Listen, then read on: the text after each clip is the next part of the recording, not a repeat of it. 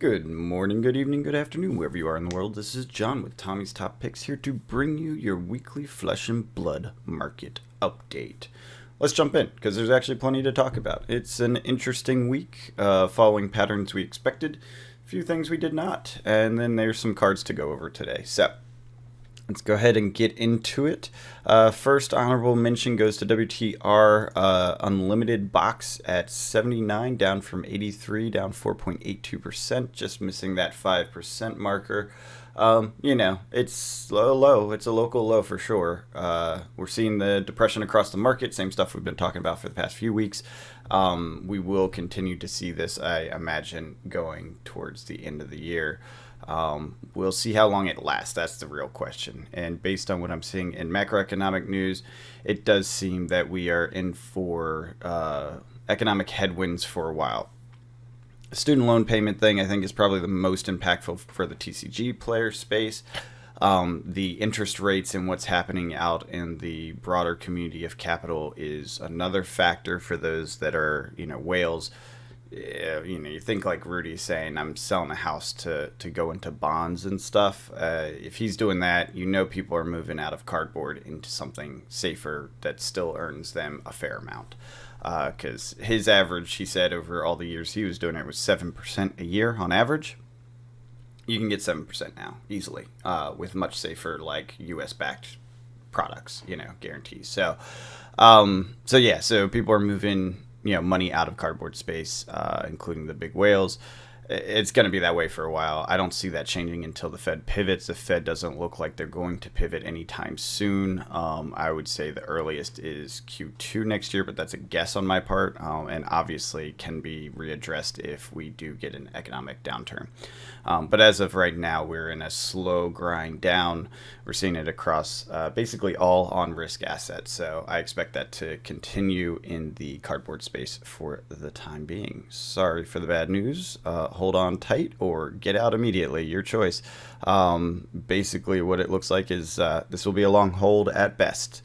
I am used to that, so it doesn't bother me at all. Moving on to Mon. Unlimited box down to $48 a box, down 5.88% from $51 a box. Nothing too crazy there. Again, same sort of thing, same story, but we have seen 49 in the past, so this is still like within normal range. I think this is kind of surprising because I don't think we've seen this since it hit that high of 100 or so. Yeah, no, we have not. It was before that. 100 was the last time we saw this price. So WTR has come off its peak and is, continuing to decline. I did want to point out ARK is at 107. We have not seen 107 since the break of 100. Nope, I lied. We saw 103 after it broke 100 and 104. Okay. Oh, no, 104 is the first. Okay. So, no, we have seen around this range, but point being, it's way off the 120 mark that it was just a month ago. We have seen this level before as it was climbing, kind of the ladder up. Now we're laddering down. That's where we are with ARK Unlimited. I imagine that's going to be true of all the Unlimited sets for the near term to medium term, just because they are unlimited. They're not as valuable. They don't have the cold foils, as we always knew and said. And there's a lot more of them. And as demand dries up or people pull capital out, these things are going to hit the market probably first because the first edition boxes are where the value will hold up in the long term easily. These are sort of like a guessing game to how valuable they'll be based on the game pieces inside, which is actually kind of true of the first, just so people know. This is a player-driven market. Anyways, moving on to unlimited cases. ARK is down 5.18%. Unlimited case at 439 from 463. Pretty big drop for ARK for this. We've seen it in this price range recently, but it's, it jumped up to that 63. I guess this is more revision to the mean. It's kind of hard to say, though, because it was above that a month before. So, yeah, it's kind of like bouncing in a range. We'll take a look at the chart on that one. Tales of Aria down 5.86% to 225 from 239. We've seen it down in these prices before. You know how I feel about Tales. It's chaos. I've never been able to discern a reasonable pattern or expectation out of it. It is the most printed product, I think. I guess we don't really know with Outsiders, Dynasty, Uprising, etc. But as of the old printings, it's the most released product when you count Unlimited and First Edition, because Everfest never got its Unlimited. So this is kind of peak bubble, biggest supply period. So I think it's always going to be a little chaotic until, things really flesh out, which I'm guessing is going to take years, not anytime soon. I remember the peak hype. It was wild. All right, moving on to first edition stuff. This is where the juice is. WTR first edition box actually jumped up to 3,100. We talked about this. Where is the bottom? Where's the bottom? Where's the bottom? As we were coming down, because 2,700, 2,900. I think 28 or maybe 2,799 was the previous low for WTR boxes. We did hit lower than that. 2,750 last week. We're at 3,100. I'm going to jump over to this real quick because I want to show you guys. Interesting about this 3,100 and that 2,750, to be totally honest with you, which did sell and, has held up. Oh, you can't see it. Did sell. It's right here. Oh, here, I'll do this. Only sale recently in the listings, but importantly is that the only other one listed is this 3,100 plus 10. Oops, I forgot to add that in. There's 3 boxes here by this seller. Oops. And then the next highest verified seller is at, almost 7,000 a box. So not to say that these are not viable. They're 100% with a bunch of sales. But, when you're doing a transaction of this value, you want to make sure you're buying it from someone reputable with, 9,000 sales. This is the last reputable box on TCG Player before the next is $7,000 boxes. So that's not to say rush out and buy it. Obviously, a lot of people, and it's 3 boxes at this price. A lot of people are not in a place to do that and shouldn't be risking that kind of money in uncertain economic times. But I just thought it was worth noting that there is not a lot of supply in this range. Even if you count just the next one up, it's almost 5,000 from this, and it's a single box, and there's 5,000 for two others from this guy. So I mean, it's one of those things where, yeah, the 2,750 seemed like an obvious buy. If you have the capital, everything's straight in your life. You have your debts paid off, you have property, you have other investments. If you have the funny money to play with, then 2,750 seems like a steal. But it's hard to call a bottom when the bottom is happening, because you don't know if it's going to keep going down. If no one wants to pick it up, is it really the bottom? We also don't know if next week 3 more boxes are listed at, $2,799 or $2,900. You know what I mean? So just because it looks like it's the bottom doesn't mean it's the bottom. Let's keep an eye on this, though, because it is an interesting one to see a 12% jump up into the positive in a market like this. You don't see that very often, so worth watching. Crew first edition boxes down 5.15% to 460 from 485. We've seen this range before. It's not that crazy, but we did get this crazy spike. This is settling back in. We'll see where it lands. I think we're already below where we were hoping to see it land, which was in these 80s, 480 range. Because before that we were at this 500 marker. If you look back here, as we went up to, it was 600, 500, 600 kind of range, then hit 800. Now just coming right back down. Pretty hard. We'll look at the chart on that one too. That's an interesting one. Outsiders, I thought this was wild. I don't understand why. But when we see 11.43 jump, it's interesting. Now, is it a big deal? 78 from 70? Nah, it's still well within normal range. I think it's actually still under map, to be honest. I'm not sure where map is for outsiders right now, but it is interesting to see the one thing jump up the boxes. We will look at this versus the parity, or sorry, that's parity, the case price, divided by 4 to see where that lands as far as what's interesting. Does it still have a premium? Is the premium completely reversed and preventing or creating an ARB opportunity? As I recall, I believe it was Uprising Dynasty Outsiders all had ARB opportunities. They weren't huge, but this may balance that out. Now, granted, it's 1 week. You got to let the prices settle. ARB opportunities don't happen very quickly, so or don't last very long. So you have to act quickly if you're going to do it. Reality is, if you're using this podcast to come up with an ARB opportunity and try to make money off of it, good luck, because I don't see that happening. Once a week data is not good enough. You'd have to be checking this stuff all the time and find the real peak moments. But it's interesting to note when that happens. The rest of the first edition cases are pretty much just flat. Notably, ARC first edition is still at 7,250. So a week later, no one bought this, even though it feels and sounds like a steal. There was a comment last week on the video that apparently Card Shop Live is selling at even lower. I think it was 6,750, which is super sad. Like, it does mean that this is probably just based on that. Hell, this may even be the same box. Because it was called the Banana Stand. That might be Card Shop Live's like pseudo account. They've done that in the past, and it's just higher here because of the fees for a TCG player they'd have to pay. I don't know. It's sad. It's unfortunate that you see Card Shop Live still coming up in the Flesh and Blood world. And for those of you who don't know, Card Shop Live is a channel Fireball proxy. It was their store. So one of their stores, I guess it was on eBay or something, and then I guess made its own like little thing going on. So point being, same sort of nonsense we've seen in the past. I don't know how much of an impact it will have being as Card Shop Live, because most people won't match their prices. They do these like crazy dumps. It's kind of like Amazon dumps for Magic, so nothing too crazy, I don't think, and probably not worth spending too much time worrying over until you see it affect other parts of the market. That said, we are in a downtrend, so expect a downtrend. All right.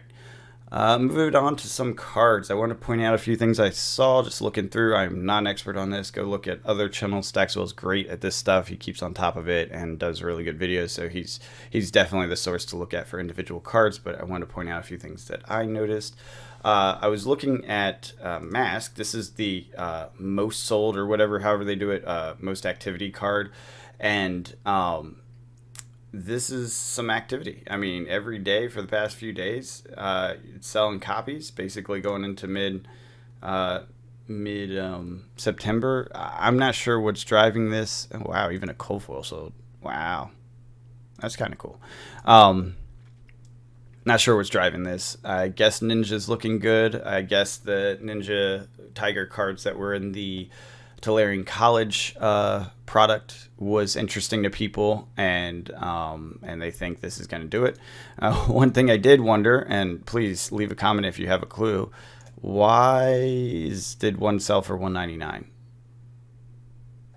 Near mint unlimited rainbow foil 70, 69, 69, 72, 68, 60. It's like one sold for $200. Is it just like, are they delivering drugs with this card, or like what's going on? Is this money laundering? Like, what is happening? Why did they pay $200 for this card?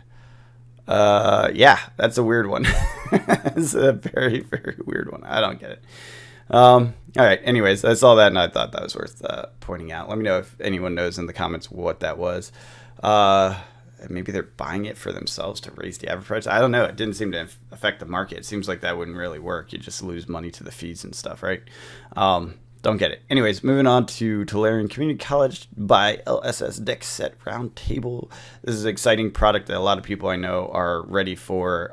There was some interesting, I don't know if they're good, interesting, what do they call it, Guardian cards. There was some hype, I would say, Ninja cards, and then there's the first full playable set of Bardic cards, which I think between those three things alone, and not to mention Mechanologist cards, which I didn't notice anything crazy there, but that doesn't mean it isn't, or they haven't revealed it. I'm not actually sure, because the Professor was the mech, and they may hold that off till release, so there's like a surprise, especially with it being Bright Lights and it's Bright Lights themed. There may be some hype stuff in there that really adds synergies to what's happening with Bright Lights. I don't know. I wouldn't put it past them to do something cool like that, but I also wouldn't expect that. Every time we get hyped about a possible, it ends up being wrong. Usually their LSS in particular is pretty forthcoming with the information up to the point that they can, and then the rest they just let let it come out as it comes out. So I'm not going to get super excited for anything there. Point being, there's a good number of cards, and Tommy and I spoke about this on not last week's podcast, but the week before. Good number of interesting cards in there. So this isn't going to be the classic battles with one card that's the value of the whole box. This has a bunch of different stuff. Plus, it's a cool product in and of itself. So interested to see this. Obviously, the prices are coming down. We're at the pre-sale period. It's not a huge difference, $5, whatever. We'll see what happens in the long run. I probably will not be tracking this other than to point out that it is coming out soon, September 29th. I'm not paid to point this out in any way, shape, or form, but I think Tulare Community College is awesome. The professor is awesome and deserves all the shout outs he gets because he's a really cool dude and does really good things for the community as a whole. Definitely checking this out. Definitely like the idea of a UPF product, kind of sit around the kitchen table with some friends and throw some cards type product.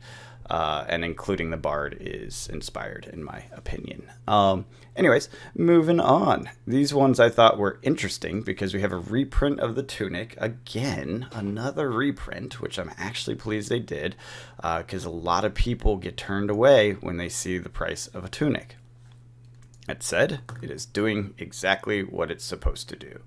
If you look back through the history, we had 160s, 190s. That was the first edition. 220 as of July 13th. There's a 220, and that's the peak in the one page of data, basically, is 220. And now, where are we? 144.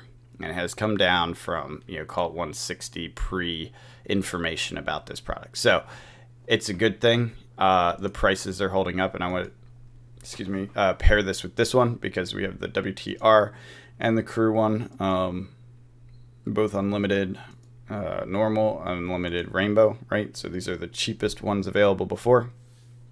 I think, was there? Oh man, shoot, I might have forgotten to do a history pack, but there was a history pack Tunic, wasn't there? Shoot, oh well. Anyways, looking through this, you see the prices are pushed down on all of them, basically, from this, which is exactly the purpose of reprinting it. There do need to be more in the world. I think it's not a big deal to have these prices get pushed down to a degree. I honestly think it's not going to harm them in the long run because the older ones will still be worth more because they're less common and older, right? It's just how it is.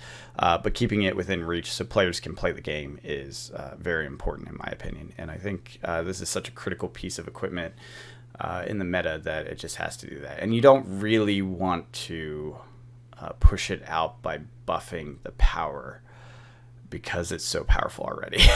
If you did something that was more powerful than this, it gets rough. So that's basically where that's at. I think they're doing the right thing. All right, let's move into the charts.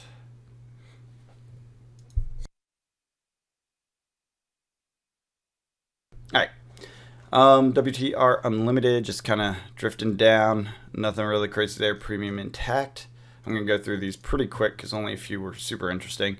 ARC down, premiums intact. We saw that inversion a few weeks ago from it being beneath to above, having the negative and positive premium. So we're seeing that. We did get that jump, but it's basically still in a downtrend overall and as a whole, which I think we should continue to expect.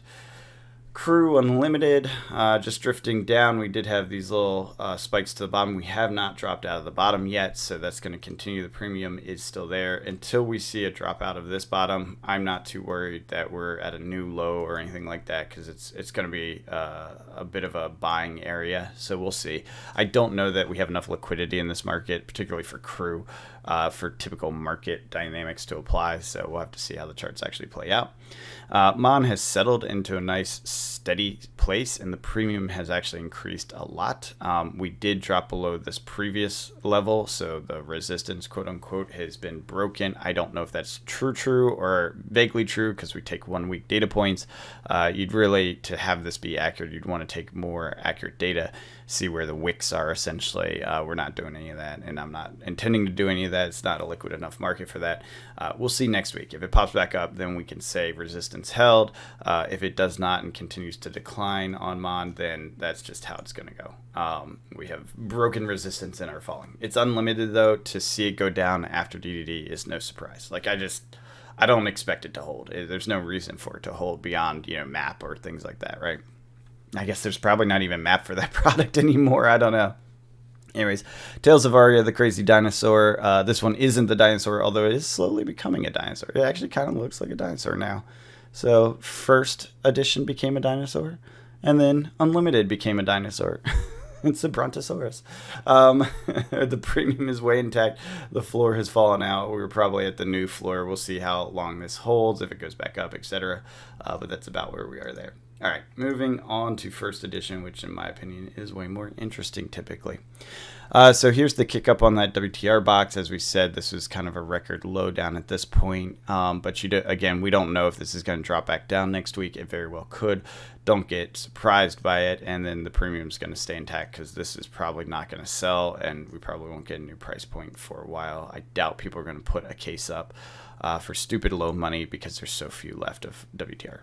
ARC, yeah, we saw this major drop off. Okay, so your premium is completely obliterated and the box price actually drifted up, but it's barely. Yeah, so this is, spend $7,000 to make 67 times 4, whatever that is, 240 plus 28, yeah, whatever that is, 268, yeah. You make $268 for a low payment of $7,250 plus shipping and fees. Yeah, don't do that. I don't think that's a good plan. Crucible of War. No financial advice here, though. I mean, do whatever you want with your money, but I just don't see it working out. Crucible of War, fell off, jumped back up, settled. I wonder if we see this with WTR. Something similar where it came down, got to these like really low prices and then hopped back up. Maybe, less hop because the market pressures are still there and this kind of settles in a new spot. Very possible. Not a lot of WTR first edition boxes out there, right? So prices will become sticky as there is not a lot of supply and not a lot of demand because they're so expensive, etc. Individual boxes of Crew continue to drift down, ignoring this giant aberration of a spike to 807. You can almost just ignore it, right? Because it just looks like it was a straight line, and now we're back here and just drifting lower. That was weird. I really wish I knew what the hell happened there. That was so wild. If anyone has insider info on Crew, what happened there, I would love to hear it. Come on, let me know. Anyways, Monarch continued to drift down again, D to D. Ooh, premium got completely collapsed, and it is at parity right now, so that's interesting. Tails. Actually, hold on one second. I want to look back at that real quick. Okay, yeah, I was wondering if there might be some key signs of D to D hype increases premium and if that would be worth watching somewhere else, but I'd say no. Tales of Aria. Yep. We're on the far side of the dinosaur neck. I think this was the previous neck for Tales of Aria when the dinosaur legs were back here. Again, I do want to extend the charts. I actually realized I went to mess with it a little bit. I did actually a few visualizations too, and there's some different ways to look at the data that I might introduce in the future, but I was doing some messing around with it, and to extend this too much makes the week-to-week thing a massive pain in the butt, because for the charts to chart, you have to realign what the time frames are, the series are. So you have to do some stuff every week to get this chart to show the new data. If there's a way to automate that, and let me know, send me a link, whatever. But as of right now, I'm basically doing it manually. Not a huge deal, but if I have, 10 times this number of data points, which is kind of what my goal was, it becomes a lot more effort to fix every week. So I may not end up extending these. I forgot that's why I limited it to the windows that I did. Anyways, what were Tales of Aria? Yeah, parody again. Nothing crazy there. Tales is always weird. Everfest first edition, flatlined with a premium, nothing special. It never got unlimited, so I guess it's a little more stable than Tails. I don't know. Moving into 2.0, we're looking at uprising, coming down, drifting. Okay, so the premium has maintained a negative. This is one of those things I want to watch. So there is no case premium on 2.0 products, and let's see if that holds up. Dynasty is the best holding, like the price is held the highest of all the new 2.0s. It's in the 300 range. Everything else is in 200 range, including the more recent sets.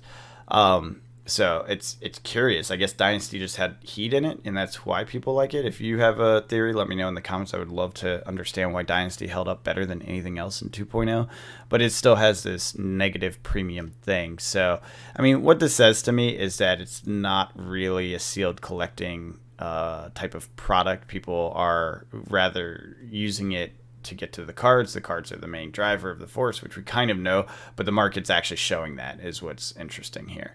Outsiders is a little different, so you see how it's down to 280. It is a draft product with only a few classes, so I get that. That was always my theory back in the day, was that the supplemental products would end up holding higher value because they affect more classes, but you have power creep, you have the fact that the products themselves may be printed too much and there's no natural attrition of the product, i.e. a drafting event. Whereas like Outsiders, you're getting a tick down on what's left unopened, right? With Dynasty, you aren't really. I mean, you are, but just by market usage, which means playability, use case of the cards, and how long it takes for power creep to take those cards out of value. So that's where the dynamics are different. I'm just curious about this 2.0 version. Maybe they cut the print run way back compared to the other supplementals. I don't know. Anyways, back to Outsiders. Let's see here. Yeah, I don't know. Premium is now gone upside down. So negative premium is an ARB opportunity of $6, but this is still kind of all over the place. I think it's just messy. It's too recent. Let's see what it's like after Bright Lights comes out. Dusk Till Dawn, weird supplemental set, very class specific. So you're seeing it drop below the 300 mark.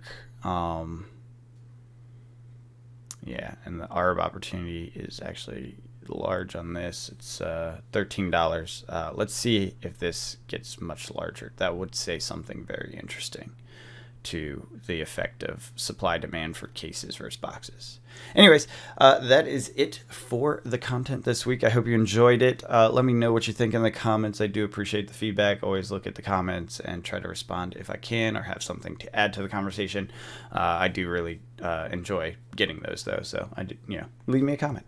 Hope you're out there cracking packs, playing games, looking forward to Bright Lights. I know I am, and the hype for Mechanologist and Teklovasan is real. Nothing like a Voltron super shadow Mechanologist to make your day sad or glad, depending on which side of the board you're on. And yeah, he's a blue control wizard, is what our Discord has concluded. It's basically a control deck. We'll see. I don't know how it will play in real life, but that's what it looks like. Very interesting stuff. Very excited to see it play out. Anyways, looking forward to Bright Lights this Friday. For us is our first pre-release. Tommy and I will let you know how it went on Sunday for the podcast. Anyways, hope you guys are out there having fun. Crack some packs. Touch some grass. Winter's coming. Summer's over. Get busy with work and things you can do, and enjoy the time you have with your friends before it gets too cold to go and visit. Anyways, have a good one.